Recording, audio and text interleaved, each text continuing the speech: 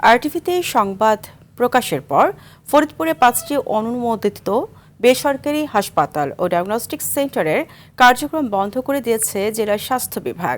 দুপুরে civil surgeon doctor Mahmudul হাসানের নেতৃত্বে শহরের বিভিন্ন স্থানে এই অভিযান পরিচালিত হয়। বন্ধ করার প্রতিষ্ঠানগুলো হলো আল জারা স্পেশালাইজড হাসপাতাল, মেডিকো হাসপাতাল and diagnostic centre, Lily private হাসপাতাল and diagnostic centre, Holy City private হাসপাতাল এবং মামনি ডিজিটাল ডায়াগনস্টিক সেন্টার।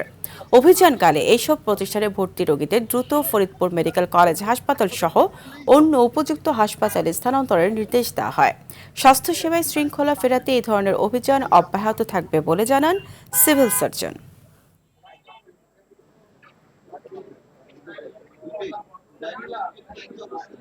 পাঁচটা ক্লিনিক এবং ডায়াগনস্টিক সেন্টারে অভিযান পরিচালনা করেছি এবং পাঁচটারই কার্যক্রম আমরা আজকে বন্ধ করে দিচ্ছি, ঠিক আছে। এবং আমাদের এই পরিদর্শন অব্যাহত থাকবে। যেখানে নিয়ম বহির্ভূতভাবে স্বাস্থ্যসেবার কার্যক্রম পরিচালিত হচ্ছে সেগুলো আমরা সরকারের নির্দেশনা মোতাবেক আমরা সেগুলো বন্ধ করে দেব।